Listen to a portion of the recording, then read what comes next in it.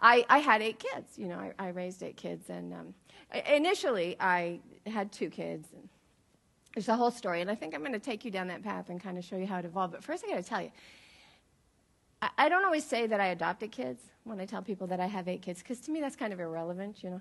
So a lot of the times I just say, you know, I had 8 kids, and some guy's like, maybe that's what happened to your breasts, lunch.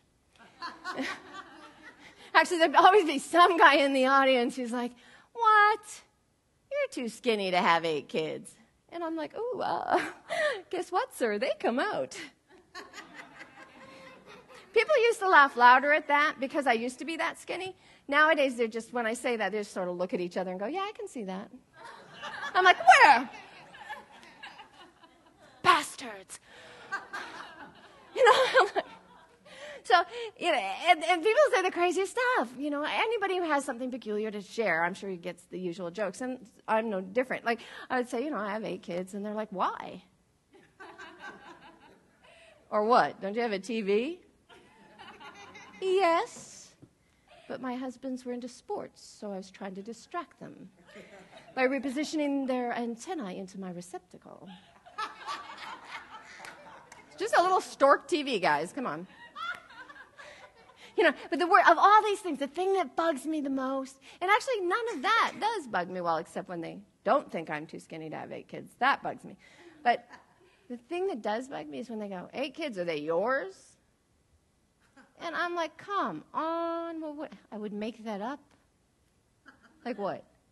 Conversation starters? You know, and I know.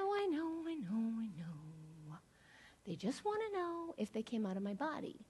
And I'm like, hello? That does, you know, that's irrelevant. And besides, the challenge is raising them was the bigger deal.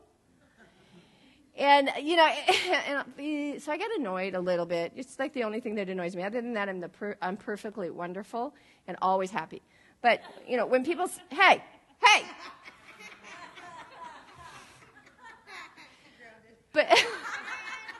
But other than that, you know, it's okay, so I know what they're after. And I don't, like I said, I don't always tell people. True, I adopted 6 of my kids, but that just makes them blonde.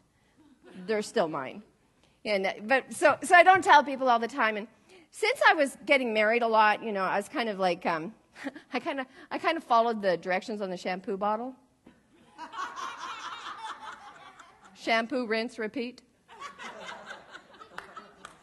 But and it wasn't really my fault. It wasn't really my fault. I was caught in a delta wave feedback loop. When I look in the brains of eccentric people like myself, what I find is a lot of excess delta wave. Now, delta wave is it's otherwise known as the sleep wave, and it's the only time you're supposed to have it in large amounts. That's why they call it the sleep wave. Well, one of the things that can cause excess delta is broken neurons. So how it's supposed to work is a neuron's let's start that again. I always forget this song. You'd think I'd just take it out of the show, but oh no.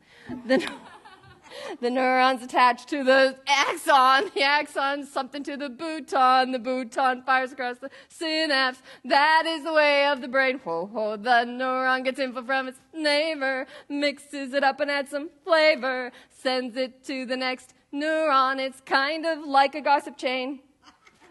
But if you have a broken neuron with a broken ion pump, instead of passing the information along, what it does is it fires repeatedly on itself. It just fires and fires and fires and fires, completely ignoring all the other matter in the brain. You know, so it's not really too surprising that autistic kids just keep flapping and flapping and flapping and flapping, completely ignoring all the other people in the room. And I was wondering, do you think maybe if the neurons stopped playing with themselves, the kids would be normal? Well, maybe not normal. Quirky, which is normal, really. And don't go thinking this doesn't apply to you. I find excess delta in lots of apparently regular folks. Seems to be related to all the toxins in today's environment. So considering the pollution levels in Southern California, you might want to get a tune-up.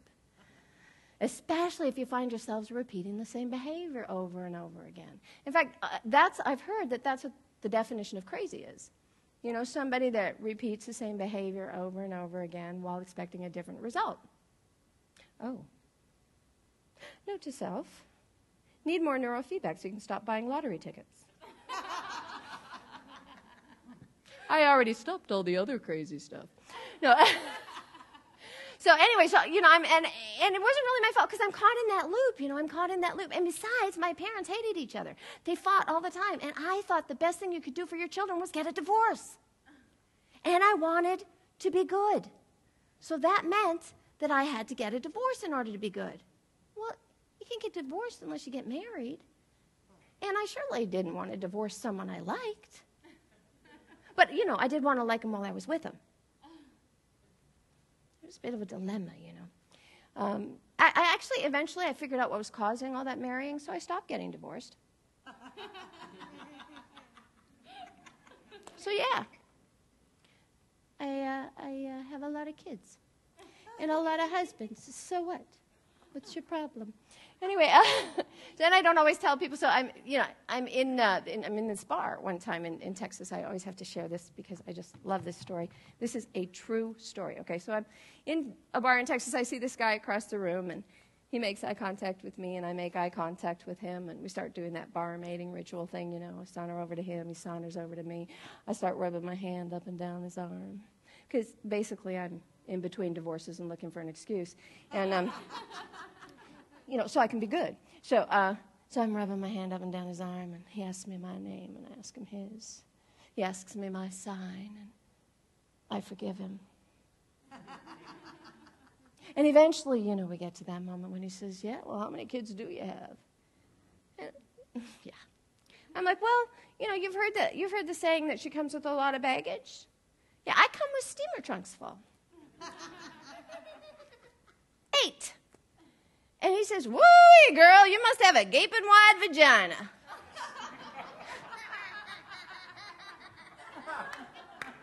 Then he says, you're lucky you ran into me, because I got a wankle as big as the sea. Yeah, but my mind is still back at the gaping wide vagina comment. You know, I'm kind of absorbed in that. Too much so to think about how beautifully we were going to fit together. Oh, sorry. And I'm thinking, the poor dear. I mean, my God, the poor darling. He actually thought it didn't go back to size. Like every time I had a kid, it just got wider and wider until one day there I was, walking in the bar. Excuse me, pardon me. Excuse me, pardon me. Wide vagina coming through, excuse me. While I swallow a stool. Come on, guys, it goes back. They come out, and it goes back. It's like the skinny thing. They come out, and it goes back. Stretching is good for the body.